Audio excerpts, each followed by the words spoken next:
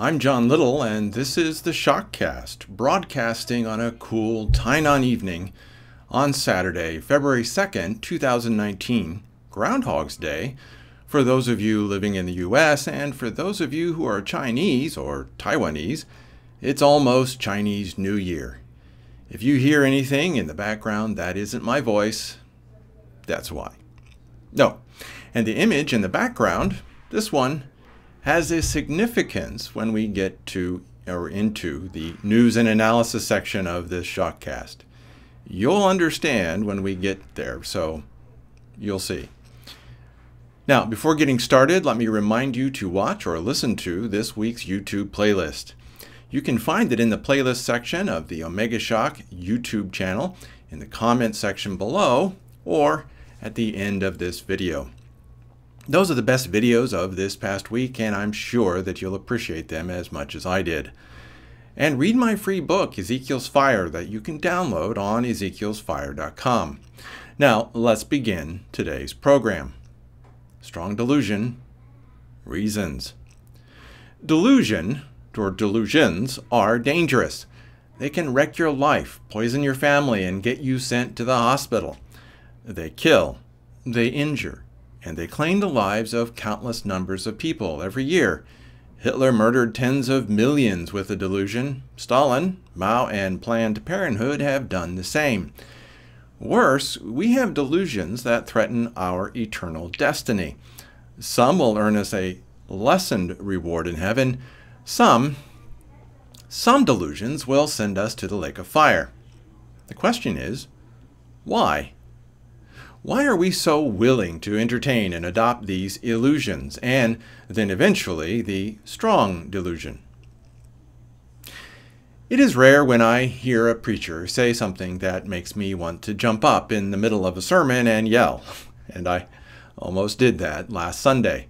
I even had to get a grip on myself and pray for restraint to keep from grabbing the guy after church and yelling at him. What did he do?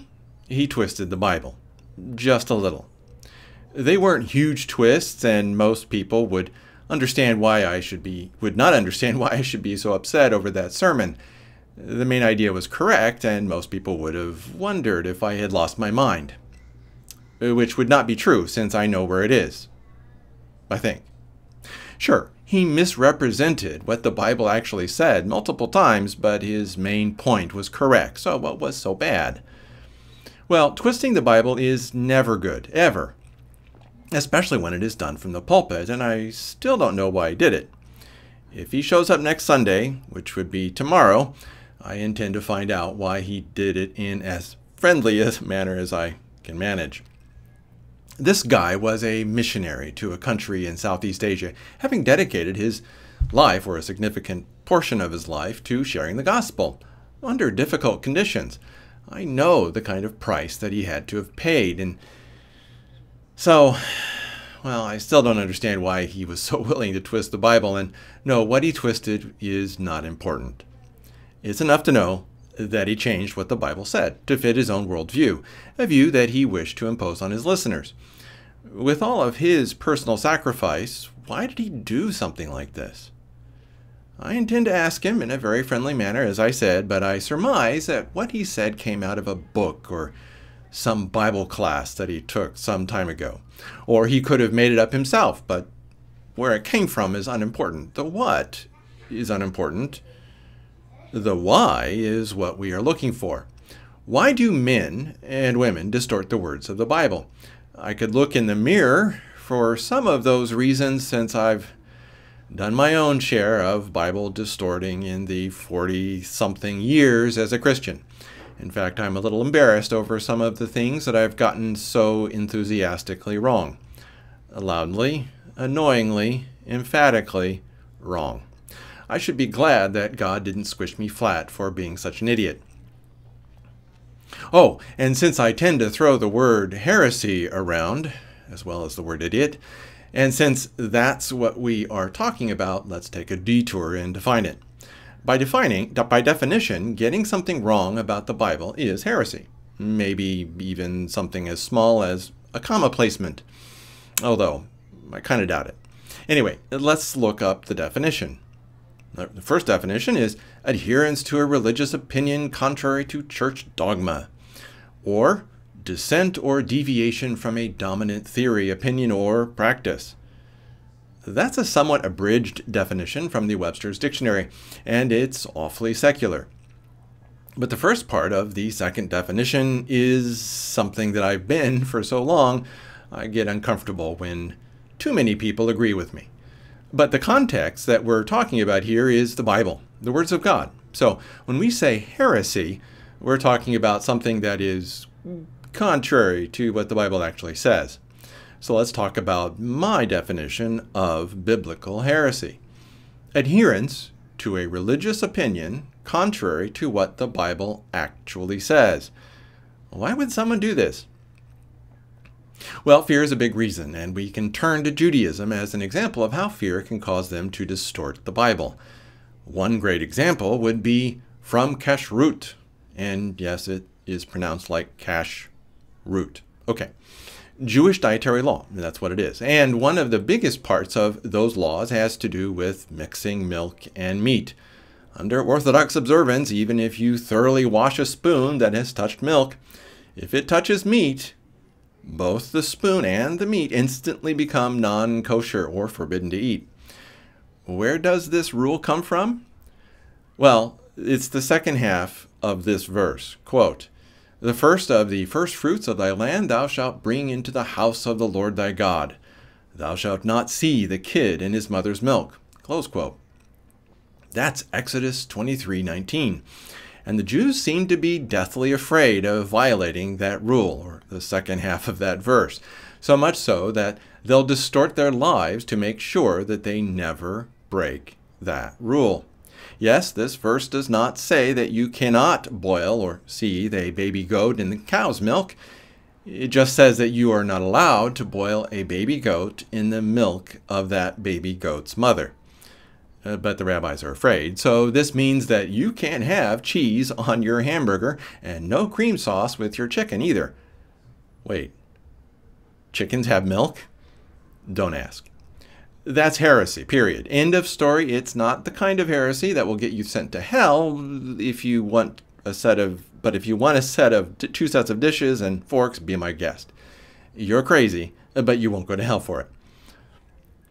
Heresies that get you sent to hell are damnable heresies, and you can find a reference to that here. Quote, "There were false prophets also among the people, even as there shall be false teachers among you, who privily shall bring in damnable heresies, even denying the Lord that bought them, and bring upon themselves swift destruction." 2 Peter 2:1. That is heresy. Heresy that will get you sent to hell, denying the Lord that bought us. And Peter goes on in the rest of the chapter identifying these false teachers. You can find the chapter in, well, I always go to BibleGate or BibleGateway.com, and it's in 2 Peter 2. That whole chapter speaks to some of the truly awful things that some pastors have been caught doing without remorse. Those men and women have traded in their eternal life for a bit of momentary fame, but none of that really explains why people twist the Bible. Let's get back to our fear, the Jewish one, and let me add a Middle East story. I once had lunch at an Arab restaurant with a Jewish friend in the Middle East who was pretty secular. It was a touristy place, and they were offering something that looked cultural and traditional. It was lamb and rice with yogurt. After eating her meal, my friend asked the waiter how they made it. In heavily accented English, the waiter proceeded to tell her that the lamb came from the restaurant owner's flock of sheep, and that they milked the mother and made yogurt from the milk, and then they boiled the lamb in the yogurt of its mother. Even though my friend was largely secular, the look of horror on her face grew and grew as the waiter told the story. Eventually, the waiter realized that there was a problem and called for the manager. The manager looked at my friend and said, "Jewish, right?" She nodded. "Look," he said, "we get the lamb from up north, and the yogurt is from down south. There's no way that the lamb was cooked in its mother's milk." To this day, my friend will never, ever, ever eat lamb with yogurt, ever again. But according to the Bible, she was safe, but she'll never get over the story that the waiter told. But cheese on a hamburger? Chicken in a cream sauce? Separate refrigerators for milk and meat? Separate silverware and dishes? Have they lost their minds? Yes. But they've lost their minds because they are terrified of what might happen if they accidentally went to a restaurant that actually boils a lamb in yogurt and made from the milk of its mother and served it on rice. And they take this neurotic fear even further. What would happen if someone just happened to buy milk in a grocery store that came from the mother of a cow that gave such a delicious steak? What would the chances be? 1 in a million? A billion? But since the chance isn't zero, they make all these extra rules just in case. That, my friends, is fear. What's another reason? Well, pride is a big one, and I run into it all the time, and it's the biggest reason for why some denominations have female pastors. And there's a church just a couple of blocks away from us, here in Tainan, that has a female pastor. That is in direct rebellion against this verse. Quote, "But I suffer not a woman to teach, nor to usurp authority over the man, but to be in silence." 1 Timothy 2, verse 12. Any church that has a female pastor is in direct rebellion against that verse. It's not a damnable heresy as far as I know, but it's pretty bad. And a church that disobedient will have other problems too. Stay away from a church with a female pastor. But why would a church disobey the Bible like this? Well, when I raise the issue, I always hear this refrain. Well, she's such a godly woman, and look at how good her sermons are, and what a great... and on and on. And when I point out that this is still disobedience, the conversation devolves into a character attack along the lines of, "Who are you to pass judgment on so-and-so?" And that usually ends the conversation. Why are there women who demand that they should be allowed to be pastor? Well, pride. Why do some men stick to the errors of their church instead of admitting that they're wrong? Well, pride. Anglicans, Presbyterians, Roman Catholics, Lutherans, and others all sprinkle instead of baptize. And they know that the word means immerse, dunk, dip under the water. But they refuse to acknowledge that they are wrong. Period. End of story. That's pride. Then there's desire. This one's a little harder for me since there are things in the Bible that I do not wish to believe, that I wish were not true. I want people to go to heaven more so than, more than just Christians. I don't like the restrictions of ethics, honesty, and morality. They're so confining and often inconvenient. But God didn't ask for our opinion, and He certainly didn't ask for mine. Let me pick one particularly painful example that makes me cringe. Quote, "But I say unto you that whosoever shall put away his wife, saving for the cause of fornication, causeth her to commit adultery, and whosoever shall marry her that is divorced committeth adultery." Close quote.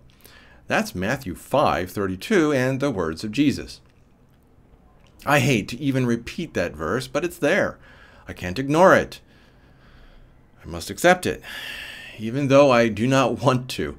I can even give some rationality behind it, but I'm still stuck with it, and how painful it is. My desire is to let any man or woman, any man with an awful wife or any wife with an awful husband, to divorce and marry someone who isn't so awful.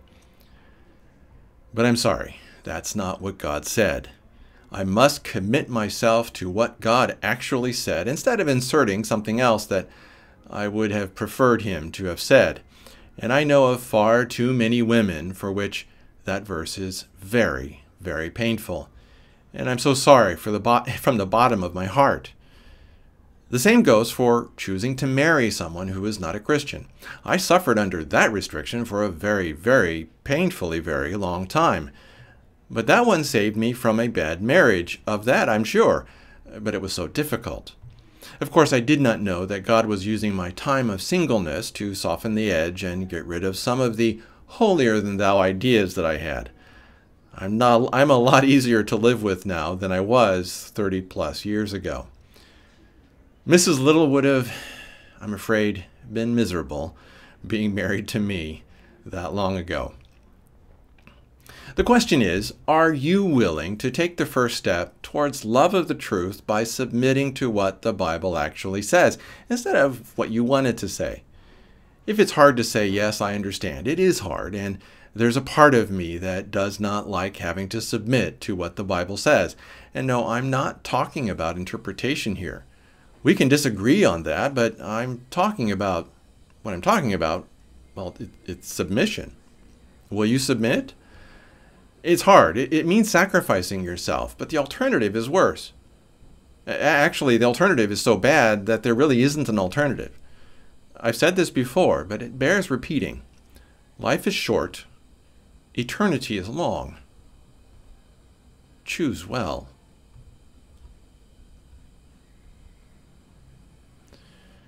Now we get to what I often consider to be the most important part of the ShockCast, the news and analysis from this past week.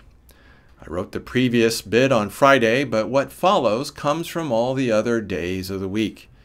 However, before going on, take a moment to click the subscribe button below if you're on YouTube and hit that bell to be notified when the next ShockCast happens. Those of you listening via MP3, make sure that you are subscribed to the Shock Letter at theshockletter.com. I usually do not have time on the ShockCast to talk about more than just a tiny bit of the news that I analyze on the Friday post. So subscribe to the Shock Letter and get all the news and links that I analyze for absolutely free every Friday. Subscribing and unsubscribing is simple and easy, and there's no way that I would ever share your email with anyone, period. I'm not in this for the money and never will be. If you signed up and are not receiving the ShockCast on Friday, or the ShockCast notice on the Shock Letter on Friday, or the ShockCast notice on Saturday, check your spam folder. Sometimes email providers block the Shock Letter and I need to convince them to stop. Oh, and read my book, Ezekiel's Fire. It was a lot of hard work, but I'm giving it away for free because it might save your life, and you can find it at ezekielsfire.com. Please read that book. It might save your life. Now, let's get on to the stuff that I really wanted to talk about. By the way, you will have noticed the picture behind me. We'll get to that, but keep this mess image of a U.S. soldier in a field of opium flowers in mind. And by the way, if you can hear that music in the background, that's the garbage truck that runs around, well, all the garbage trucks that run around Taiwan. I have 17 links for today, ranging from abortion to peak oil to U.S. production of heroin to censorship to Taiwan and to Israel, and much more. So let's get to that. The first one is about abortion. Virginia tables bill legalizing abortion as mother gives birth. What a title.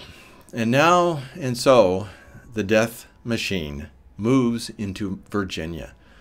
Another state tables a law that allows a woman to murder her unborn child up to and during and essentially after she gives birth. Yes, the death machine in Virginia. I'm so sorry. America needs to die. It needs to be broken up into pieces with the most evil parts incinerated by the wrath of God. And yes, if this means the complete destruction of America, so be it. America has exported their death machine all over the world. May God judge the foul people in America who made this mass murder possible and called it good. May they be utterly destroyed so that their evil cannot continue. But there is something that I want more, but will not get. More than their death and destruction, I want their repentance. I don't take pleasure in the suffering and death of the wicked. God certainly doesn't. God wants repentance, but I know that it's not going to happen. These are the last days. So it must be suffering and death. Oh, and make no mistake, some of the evil people that are having abortions are Christians. I've heard countless stories of supposedly Christian women who had abortions to hide their shame. So they compounded their sin with murder. The judgment of God is coming for America, and that judgment is just. The second one is peak oil. Is the Permian bull run coming to an end? That's from oilprice.com.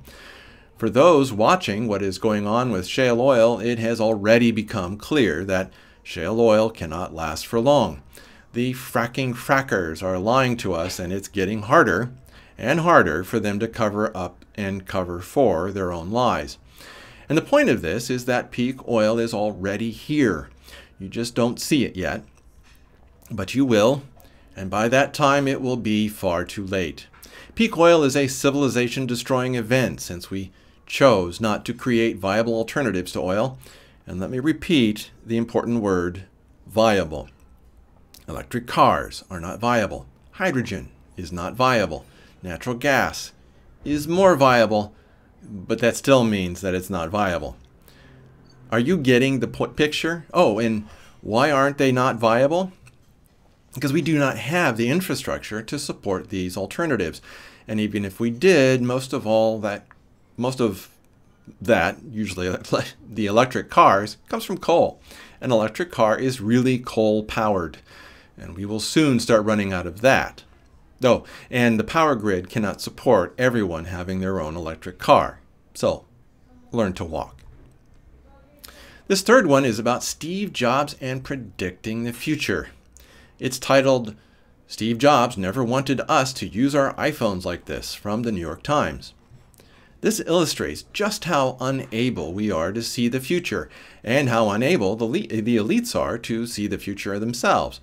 When Steve Jobs introduced the first smartphone, he did not believe that it would become what it is today. It wasn't his vision. It wasn't what he expected. This was proof positive that the elites do not have a firm grasp of where the world is going, and they cannot control it.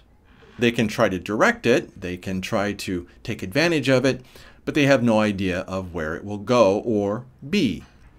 This is the thing that conspiracy theorists need to understand when they are cooking up their theories, assuming that they care about anything like the truth. Conspiracies are limited, very limited. And most of the conspiracy theories out there are complete garbage because they are fueled by ridiculous paranoia. But only most. The problem is that the ridiculous conspiracy theories are sheltering the real ones, and those of you passing them around are helping keep the real conspiracies from being exposed. To put it another way, your ridiculous theories are killing us. Now, back to Steve Jobs and his iPhone. Another part of how incredible this all is that it shows that technology is taking us places that we never expected. It's allowing things that could not have been dreamed of. And it's all part of our worst nightmares. The interesting thing is that God knows and knew. This is all a part of God's plan. Anyway, let me quote a few paragraphs of this article. Quote, "In 2007, Mr. Jobs took the stage at the Moscone Convention Center in San Francisco and introduced to the world the iPhone. Introduced the world to the iPhone. If you watch the full speech, you'll be surprised by how he imagined our relationship with this iconic invention, because this invention is so different from the way most of us use these devices now." In the remarks after discussing the phone's interface and hardware, he spends an extended amount of time demonstrating how the device leverages the touchscreen before detailing the many ways Apple engineers improved the age-old process of making phone calls. "It's the best iPod we've ever made," Mr. Jobs exclaims at one point. "The killer app is making calls." He later adds, both lines spark thunderous applause. He doesn't dedicate any significant time to discussing the phone's internet connectivity features until more than 30 minutes into the address. The presentation confirms that Mr. Jobs envisioned a simpler and more constrained iPhone experience than the one that we actually have over a decade later. For example, he doesn't focus much on apps. When the iPhone was first introduced, there was no App Store, and this was by design. As Andy Grignon, an original member of the iPhone team, told me when I was researching this topic, Mr. Jobs didn't trust third-party developers to offer the same level of aesthetically pleasing and stable experiences that Apple programmers could produce. He was convinced that the phone's carefully designed native features were enough.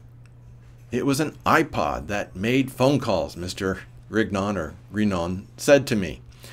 Mr. Jobs seemed to understand the iPhone as something that would help us with a small number of activities: listening to music, placing calls, generating directions.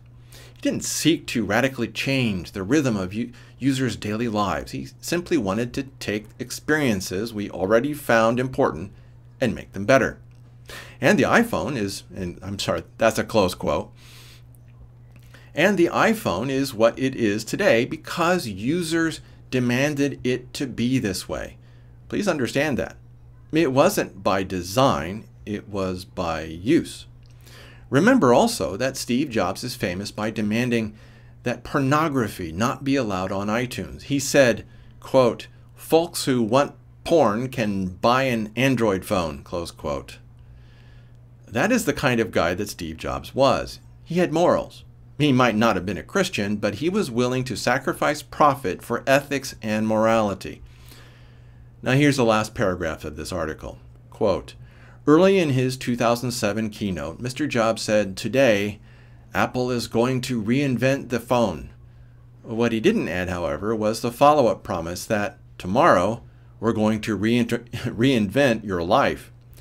The iPhone is a fantastic phone, but it was never meant to be the foundation for a new form of existence in which the digital increasingly encroaches on the analog. If you return this innovation to its original limited role, you'll get more out of both your phone and your life," close quote. Of course, that's his opinion. Others might disagree. I have refused, personally, to allow my smartphone to rule my life. The only thing that I use it for is reading books, my Bible especially, and I only do that because I digitized all of them before leaving the U.S. I wanted to keep myself as light as possible so that God could easily move me around to where He needed. And He has. That is literally why I have a smartphone instead of a normal, dumb cell phone. Oh, and it's easier to carry my Bible around. I have always carried my Bible with me everywhere that I've gone, long before we even had cell phones. The question is, what other devices will pop up and change the way that we live? Remember, this was back from 2007, just a little over 10 years ago. And also remember that Satan and his minions can't predict the future, which is why they will be trapped into doing what God wants them to do. But rest assured, we humans are so evil that someone somewhere will create something that everyone will lust after, and we will use it so much in 10 or 20 years that we won't want to live without it. In fact, it might be something that we won't be able to live without. And Satan's Antichrist will use it to control the world. I can only hope that you'll be ready for this. Now, for links 4 and 5, Lizzie Warren's desire to take what you have. And the first link is Elizabeth Warren's tax is asset forfeiture from the National Review. I like well-written articles, written by adroit wordsmiths, and this is one of those. And the fact that he understands the subject of revolution and why everyone seems to be doing the same thing over and over again and expecting different results is also worth the price of admission. This guy knows what he's talking about, and I want to point you to the most important paragraphs. Quote, Senator Warren apparently has found her guiding spirit and has announced, along with her presidential campaign, a campaign of economic terror based on force, not law. Specifically, she has proposed to begin seizing a portion of the assets of some wealthy Americans. Of course, a course of action that the federal government has no constitutional power to undertake. The seizure of assets is a fundamentally different thing from the taxation of income, which itself took a constitutional amendment to implement. What Warren is proposing is essentially a federal version of the hated asset forfeiture programs that have been so much abused by law enforcement agencies, minus the allegation of criminal misconduct and made universal and annual, close quote. And then later in his article, Kevin Williamson says this, quote, when the socialist schemes of Joseph Stalin et al. Foundered, They blamed the kulaks, i.e., those who had enjoyed the unmerited accumulation of riches. There was never any real definition of a kulak. Basically, if you had one cow and your neighbor had two, he was a kulak. Stalin announced the liquidation of the kulaks as a class, as a necessary precondition for the progress of his program, which was like Kamala Harris, for the people. Dekulakization, and they even provides the Russian for it, was responsible for the deaths of about 5 million subjects of the workers' paradise, which was what the Soviet Union called themselves. This was necessary, the socialists argued, because the kulaks dominated the political party system. For the rich, wealth begets power, Zuckman writes. Because expropriating their wealth was necessary to fund benefits for the people. The affluent, says Zuckman, can contribute more to the public coffers, and given the revenue needs of the country, it is necessary. I'm sorry, my quotes are getting a little jumbled here. Because the kulaks were hoarders. Under the headline, Elizabeth Warren is trying to save capitalism from itself. David Atkins of Washington Monthly decries the artificial lack of resources caused by the looting and hoarding of the obscenely wealthy, etc. Close quote. Hopefully I didn't mangle that quote. Oh, and if you need to know who a kulak is, it's someone with $1 more than you have and decided that they should have. Oh, and you might have opinions that are worth killing you over. If someone's opinion is not yours and you don't like it, that person is a kulak. And if you do have such opinions or that extra dollar that they want to kill you for, think about a move to Zurich or Singapore or a similar place that would provide some security. Lizzie Warren and Occasional Cortex, or whatever she's called, want you dead. Don't let them kill you if you can avoid it. Then the next one is Elizabeth Warren's wealth tax would cost Jeff Bezos $4.1 billion in the first year. For some reason, it took a while for me to find out what exactly Lizzie was proposing. Well, here it is. Quote, Warren, a Massachusetts Democrat, plans to propose a tax of 2% on those with assets of $50 million to $1 billion and 3% on all fortunes exceeding $1 billion, the Washington Post reported Thursday. The tax would raise $2.7 trillion over a decade from about 75,000 families, the newspaper said, citing an economist advising Warren on the plan. Close quote. And then, when that doesn't work, she'll lower the limit and then lower it some more, just like the Soviets did in Eastern Europe. It's Lizzie Warren, yet another version of the Soviet gulag. And then for link 6, elites, AI, and automation taking over. And it's titled The Hidden Automation Agenda of the Davos Elite, from also the New York Times. Basically, this article is contained in the first 3 sentences. Quote, Davos, Switzerland. They'll never admit it in public, but many of your bosses want machines to replace you as soon as possible. I know this because for the past week I've been mingling with corporate executives at the World Economic Forum's annual meeting in Davos, and I've noticed that their answers to questions about automation depend very much on who is listening. Close quote. However, you might be interested in the details. I was a hidden part of some of those details, writing API guides, and speaking of myself, I was writing API guides for one of the earlier machine learning applications that was bought by Wells Fargo to automate their customer service email platform. With our application, they could have gotten rid of 99% of their customer service representatives, at least in terms of their email. And their errors would have reduced dramatically and the accuracy would have increased. And for all that I know, they might have done that. And this application was developed more than 20 years ago. However, my concern isn't about people losing their jobs, although I don't like the thought of that. No, I'm more concerned about the ability to control the world. What started out as an attempt to improve accuracy and cut costs has morphed into an ability to monitor and control.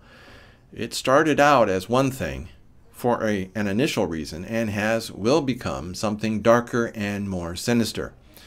20 years ago, we would have been appalled at what our applications were being used for. Now we are left with disgust and depression. And the age of total control is upon us, and the only thing that will slow it down is cataclysm and catastrophe. And those are coming too. Think of the massive disasters that are coming. I think of them as opportunities to slow down the arrival of the kingdom of the wicked one. Of course, they might also hasten his arrival. We'll see. Then links 7, 8, 9, and 10 will be on censorship and even more censorship. And the first one is YouTube demotes flat earthers, conspiracy theorists. This is so flat out awful that I'm quoting most of this article, and you'll notice that they lead with high-profile stupidity and pretty much claim that this is really all that they're doing is removing silliness from YouTube. Here's what they are saying, quote, YouTube said Friday it will stop recommending specious videos such as those claiming the earth is flat or promoting bogus theories about the September 11, 2001 attacks. The global video streaming service planned to modify its viewing recommendation system gradually, starting in the United States and later expanding to other countries. Google-owned YouTube, part of the Alphabet holding, said it is scrutinizing how to reduce the spread of content that comes close to but doesn't quite cross the line of violating its community guidelines. To that end, we'll begin reducing recommendations of borderline content and content that could misinform users in harmful ways, YouTube said in a blog post, such as videos promoting a phony miracle cure for a serious illness, claiming the earth is flat, or making blatantly false claims about historic events like 9/11. YouTube estimated the change would affect less than 1% of content at the service, but would improve the experience for users. Videos deemed to be just shy of violating community guidelines will remain accessible and come up in search results. They just won't be suggested as worth watching, according to YouTube. We think this change strikes a balance between maintaining a platform for free speech and living up to our responsibility to users, YouTube said. Both human review and machine learning will be used to train the recommendation system on questionable videos, the company said, close quote. I've said for a long time that the morons who believe that the earth is flat are creating a situation that allows evil organizations to suppress actual conspiracies. This is absolutely blatant and revolting, but it's also to be expected in a society that is so devoid of morality and ethics, and that's why you won't find much of an outcry over this. Good job, flat earthers. You morons have offered up the one excuse that Google needed to do its dirty work. Because included in those bogus theories will be the fact that Building 7 of the World Trade Center fell straight down at freefall speed without having been hit by an airplane. But go ahead and lump us in with the flat earth morons. Now, I'm wondering why I should be so annoyed. We knew that this was going to happen. Next in this censorship mini-series, YouTube is tweaking its algorithms to stop recommending conspiracy theories from Los Angeles Times.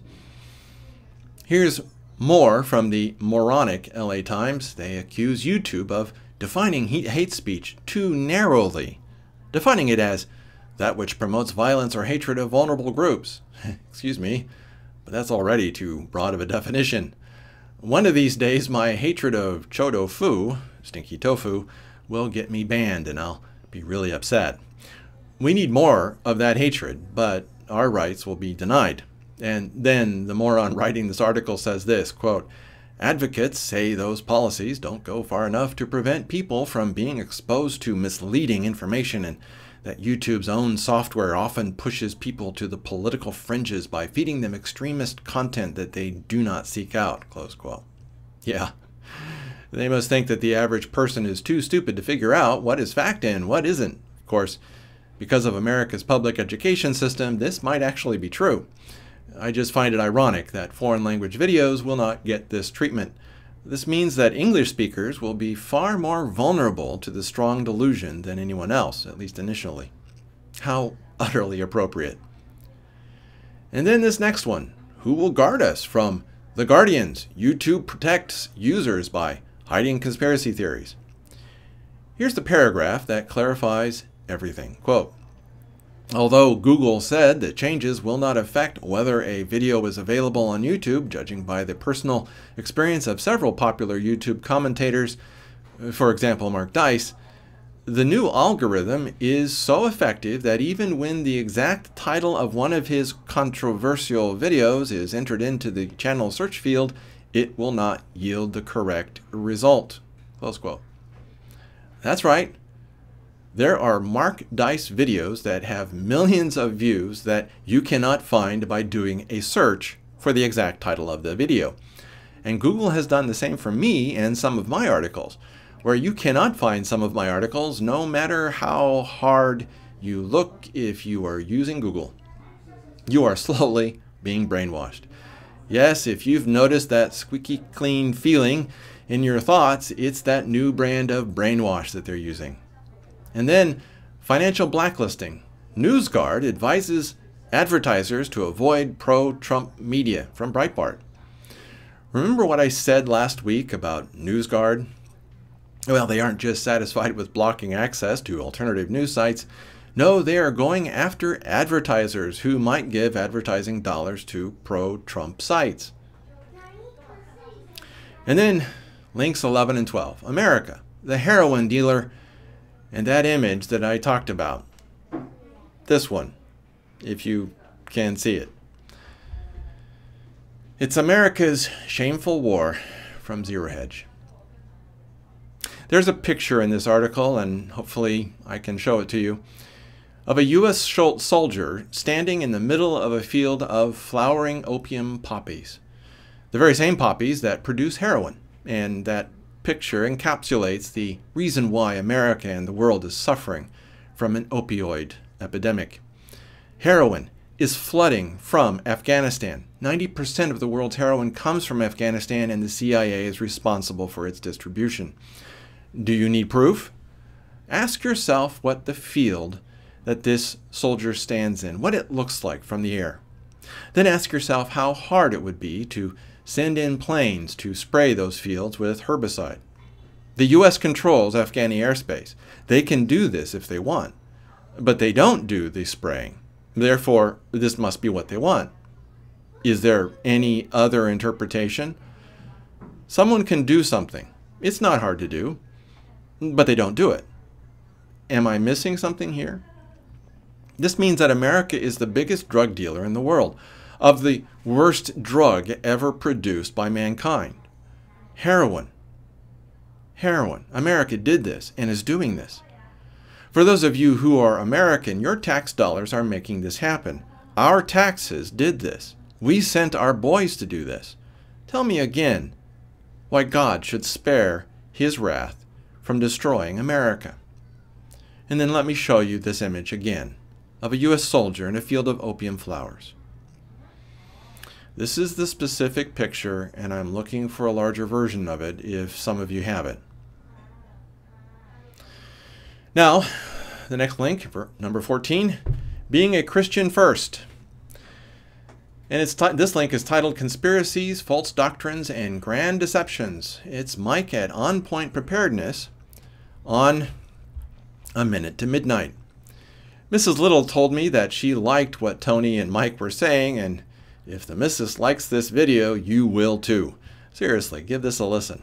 My own addition to their comments is that the bottom line is a real commitment to what the Bible actually says. Just listen again to what I said at the beginning. We all have things that are wrong, all of us, and you might be able to classify those because they're mistakes, they're heresy, right? But they're small ones. But are we really willing to actually submit to what the Bible says? Are we willing to actually submit? And do we truly hold God and his people above that of our nation? Are we Christians first? I'm a Christian first, and a husband second, and maybe an American fifth or sixth or seventh. And no, I'm not sure what's in between. I just know that America has become an evil, degenerate country that is destroying the world with pornography, horrible immorality, and drugs and war. Now on to the 13th link. One more on censorship. I couldn't resist. Titled, Google Takes Aim at Imposter Websites with New Chrome Warning, from CNET. Here's more. And this article does illustrate a big problem. People trying to steal your money. And because we have refused to crack down on this problem, it proliferates. We could have spent money on tracking down these foul and evil scammers, but we chose not to. So now we get something like this. And yes, it's not that hard to find these thieves. If you invest in the kind of hardware that can track these fiends from hell and then do something about them when you find them, but that also requires governments to actually follow through on this kind of thing. And governments haven't. The irony is that I was in a television report about hackers stealing and selling credit card numbers. This was back in the early 1980s, long before the internet. I'd found a BBS server where someone was selling Visa and MasterCard numbers. I went to the television station and the police station, and the television station that ran the story, and they ran the story, and the police did nothing. The police did nothing. It was too complex of an idea for them to grasp, and I was just a kid, and there just wasn't enough integrity running around for anyone to actually track the dirtbags down and make them pay. It's too hard of a job. And when you are short on integrity, you eventually get bad outcomes, like the ones that we're facing now. And then number 14, we're going to talk about the economy. It's titled Global Collapse Accelerating. Buy Gold Now, from Chris Martenson. It's a YouTube, or should I say, it's Greg Hunter's USA Watchdog, and there's a YouTube embedded inside of it. I'm quoting or talking about the write-up here. Here's the write-up for the above video, and the first paragraph is here. Quote, futurist and economic researcher Chris Martenson says a collapse is a process, not an event. Martenson contends the long-awaited global collapse on many fronts has not only started but is picking up speed. Martenson says our prediction at peakprosperity.com is these collapse trends we have been following for 10 years now are accelerating and continuing. None of them are reversing at this point in time. These will impact people's future in a huge way. Environmentally, we will see these signs, but we also have $245 trillion of debt in the global economy. We have been accelerating that debt cycle as if we could just keep that trend going forever. We can't. So what we see are all these unsustainable trends converging. They are going to happen, and people need to be ready. Close quote. And he says this is a process. Let me repeat that.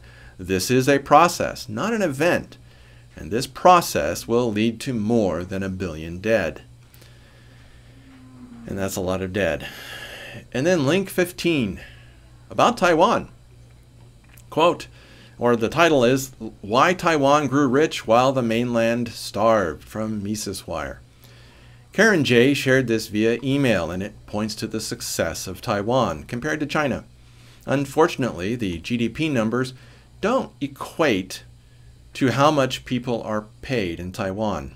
The average person here is poorly paid, while some of the very rich do very well.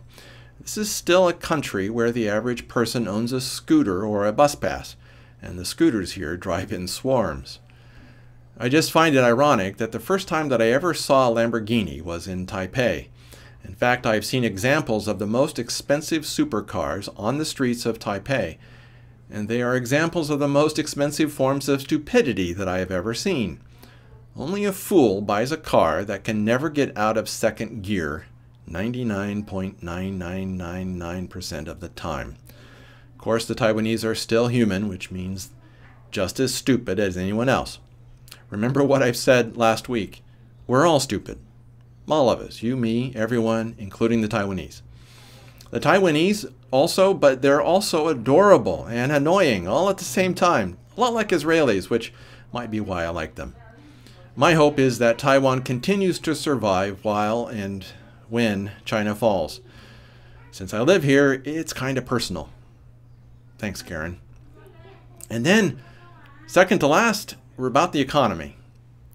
Titled, Economic Collapse is Confirmed, $66 trillion Dark Cloud of Debt, 2019 Stock Market Crash, YouTube. The GDP for the world is about 80 trillion. Global debt is 66 trillion, and we are entering or are already in a recession. Will a stock market crash happen in 2019? It's hard to know, but it's not the main market to worry about. The bond market is where the crushing blow will land. That will kill everything. Will the bond market collapse in 2019? Well, the Federal Reserve is doing everything that it can to avoid that. But we'll see what happens. And then for our last link, it's about Israel. The trial is titled The Trials and Tribulations of Western Aliyah by Ze'ev Portner from the blogs. I was talking to a friend who used to live in Israel, and this subject came up. Most of you living outside of Israel don't know what it means to live inside Israel. It's hard. It's stressful. You are forced to live in what the average American would consider poverty. That's how I lived in Israel. You are paid poorly, everything is horribly expensive, and the stress of the incessant conflict from the Arabs wears you down. And the only thing keeping you there is the belief that Israel is worth sacrificing for, or that God has called you there to sacrifice for him. Just take the last two lines from his article as a kind of postscript. Quote, Ze'ev Portner is an Ole, meaning someone who's immigrated from a foreign country to Israel, from London, an Israeli attorney, but is currently working as a receptionist at a company in Petah Tikva. Close quote. Of course, that was written in 2013. The author is more current, and he's been able to claw his way out of such a low-level job. The point is that he was willing to pay an incredible price for something worth believing in.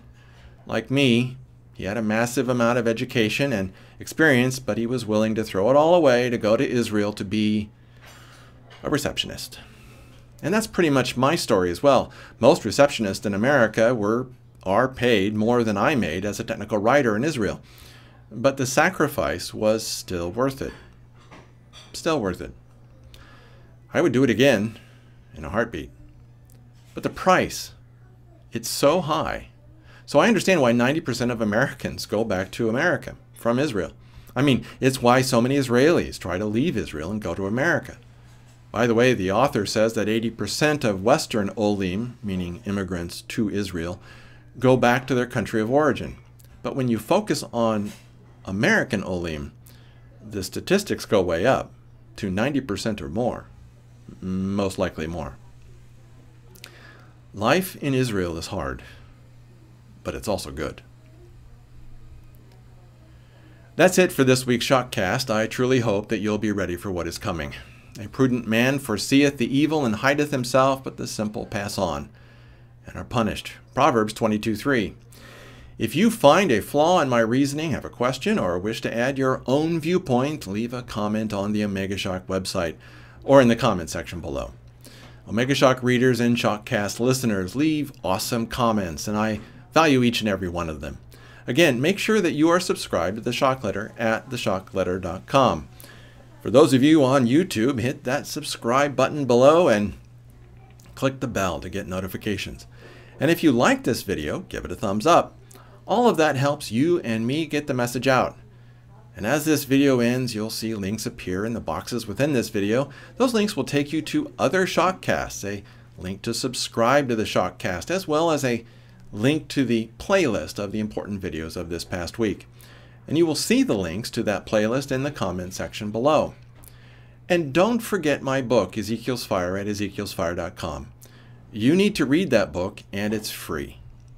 And so, allow me to close with this blessing from Numbers 6, 24 to 26. Yavirechecha Yehovah yeshmirecha. Ya'er Yehovah panav elecha vichuneka. Yisa Yehovah panav elecha v'yasem lecha shalom. The Lord bless thee and keep thee. The Lord make his face shine upon thee and be gracious unto thee. The Lord lift up his countenance upon thee and give thee peace. Numbers 6, 24 to 26. May your pastor give you the words that you need to hear to help you walk the path that God has called you to follow. And Lord willing, we will see each other next week.